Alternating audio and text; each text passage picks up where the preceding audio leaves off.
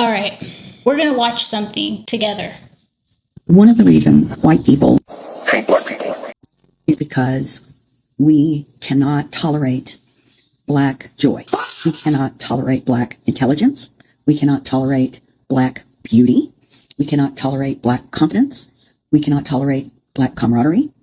We cannot tolerate anything that frees a black person. There's a level of racism that I think hits differently for black people than it does for Asian people or Hispanic people or Middle Eastern people or Native Americans even. Each one of those things that people think regarding other races are different with black people, I think. Because again, we don't like black people to be educated. We don't like them to be successful. We don't want black judges. We don't want anything for black people that doesn't directly affect and entertain us. So we can have a black nanny.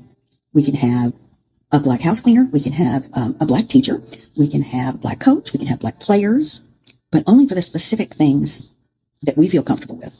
I think about all those sweet children that have been killed, murdered, when they go out with their white friends. And I think that as much as the trauma of slavery comes down through the DNA, I think also the cruelty of slavery, the desire to hurt, the desire to steal and kill and humiliate and torment and disappear black people is what comes down through the DNA. I think when you do something like that for long enough and you pass it down for the many years that slavery and enslaved people were in chains, that is an instinct with us, cruelty. And I think you can see it in many videos.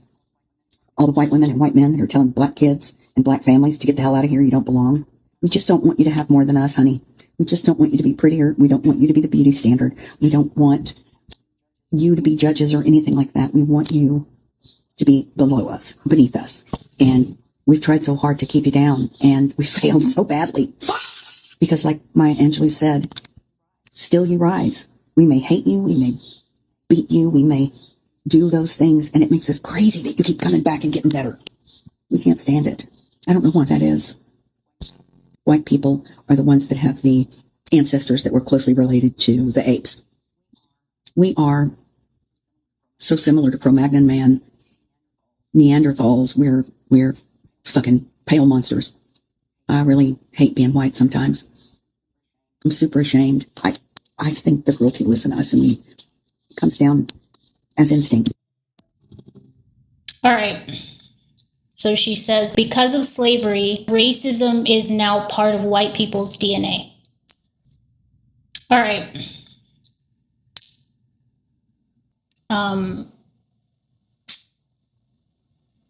So we're turning racism into biology, right? Now saying that racism is now passed on through DNA. She ends up saying, I really hate being white sometimes. We are fucking pale monsters. I'm super ashamed. I think cruelty lives in us, and it comes down to instinct. She says, as much as the trauma of slavery comes down through the DNA, I think also the cruelty of slavery, the desire to hurt, steal, kill, torment, humiliate, comes down through the DNA. We're saying a lot of different things. We're saying white people hate black happiness. And a white person hearing that who doesn't hate black people's happiness, what do you think they feel? Or like if a white child who has a black best friend, if they hear a white person or a black person saying that white people hate black happiness, what do you think that does to a white kid who has a black best friend and loves being with their family? For everyone who liked this video, especially if you have a child, what is that achieving? Not only are we dealing with history, we've taken it a whole nother step. So now there's no distinction between the shitty white people and the white people who truly try.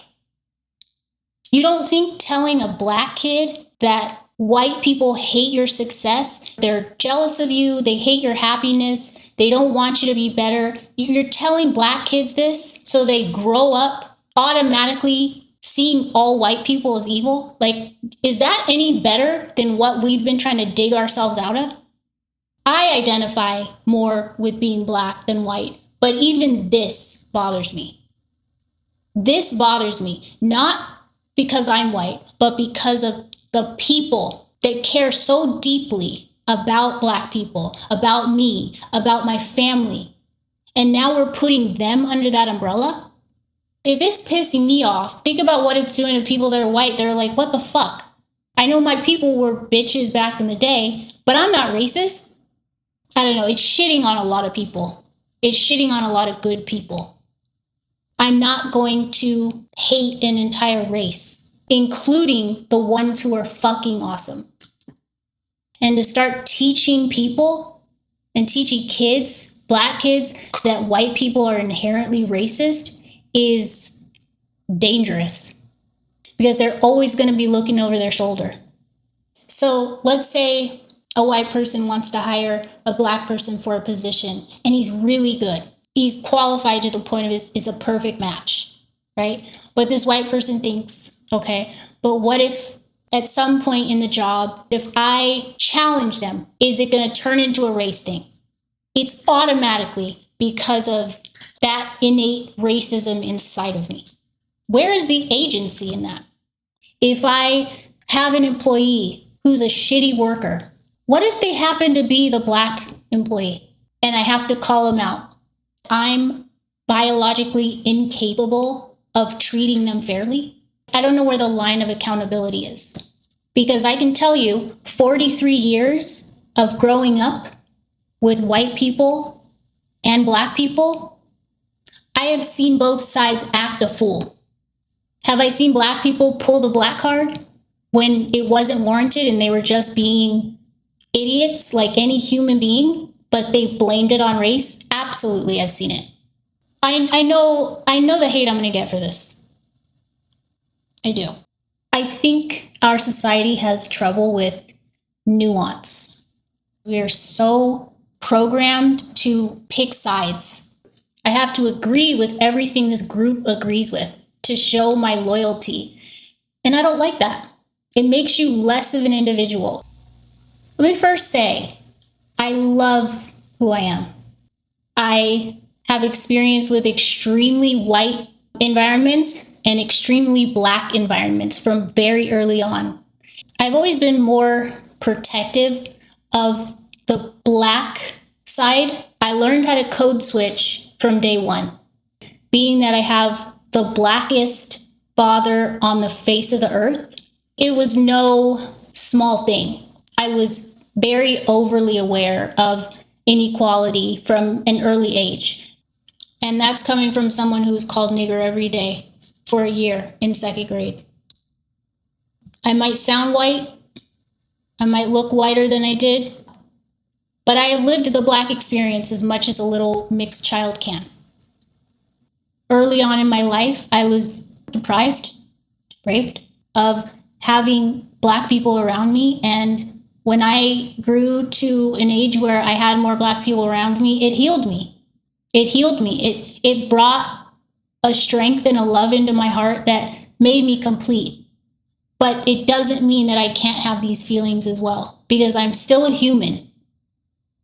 Have there been things I maybe have had to fight a little harder for a position or for something because I'm a woman? Forget the Black part. Just being a woman? Yes. Am I a victim? No, I am not. Even though I am very aware of the discrepancy between men and women in our society, me shitting on men is not going to make me do better. It's just going to make me salty. I achieve what I want to achieve, even if I have to push harder because I'm a woman or because I'm Black or because I'm an atheist. That's okay. Because if it takes me waiting for everyone else, I'll be dead.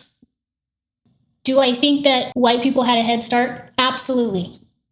Absolutely, I do. Do I think that racism still exists? Absolutely, yes. We can't erase history. We know that. We know that we're still living in the dust of history. And although I know that my own people have suffered tremendously and still do. I also know that I have gifts that not everybody has. We all talk, Black folks always talk about we have talents and gifts that white people don't have, right? We can say that.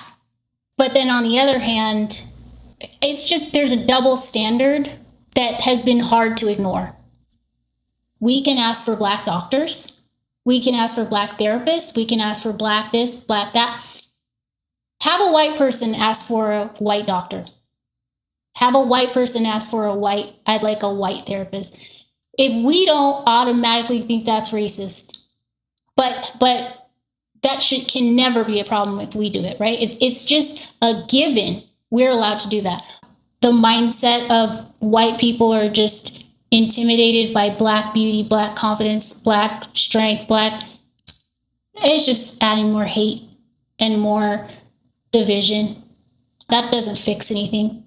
It's just stirring the pot. There's a lot of double standards. And some of them I understand because of our history, but some of them I just feel like at this point, we're just running with them. Also mentioning there's a level of racism that hits differently than Asian, Hispanic, Middle Eastern, Native Americans.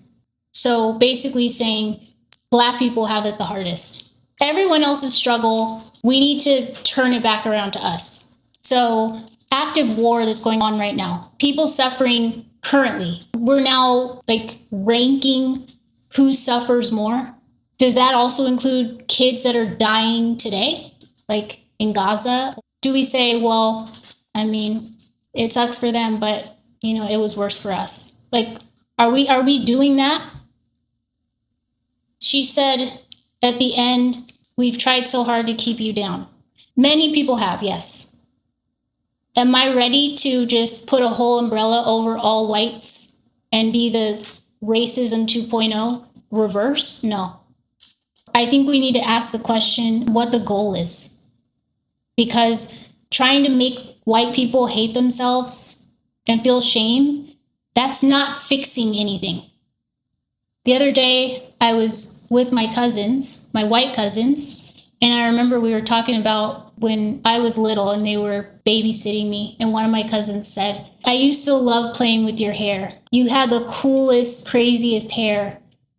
Some people would take that as, oh my God, that's racist. Because us Black girls get defensive about our hair. Yes, but I also know that my cousin, I've known all my white cousins my entire life, and they would do anything for me. And just because they might say things like, oh my gosh, say, your hair is wild. It's not racism. They don't have my experience. It's like my Black cousins telling me I talk too white. It's not always malicious intent. My mother loved me as much as she could. She would have died for me. She has no idea what it's like being Black. But is that her fault? No, it's not her fault. She has done everything she knew how to do. She did. In any way a mother would. A mother who has no idea what it's like to be a Black kid and still be completely willing to give up their life. And they can both exist at the same time. That's not intentional racism. That is ignorance on one part and also no experience. You can't have an experience you don't have. And I think a lot of times we confuse the two.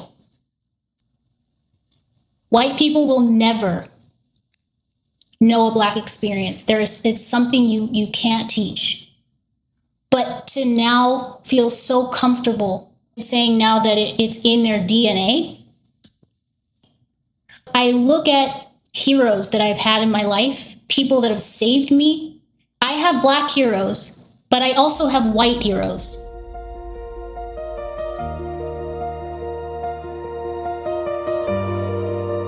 I reject the idea that cruelty is encoded in the DNA of an entire race.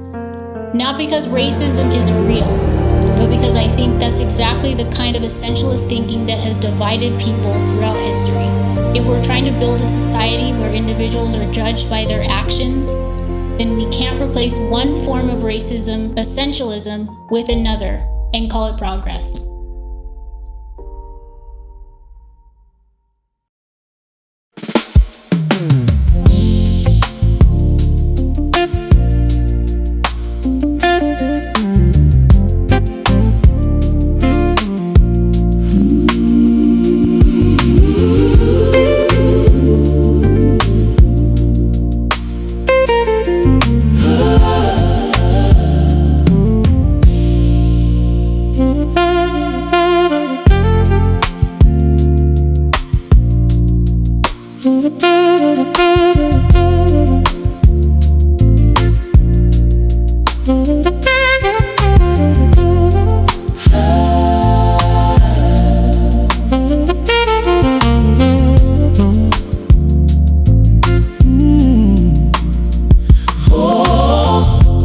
Heaven on the way it comes out. You never have nothing to do. I don't know what to do. Is what I've been told is you. And every time you look at me, and every time you look at me, and every time it tells me you feel like mine, 'cause I know that you are it, and that getting up, and I'm lighting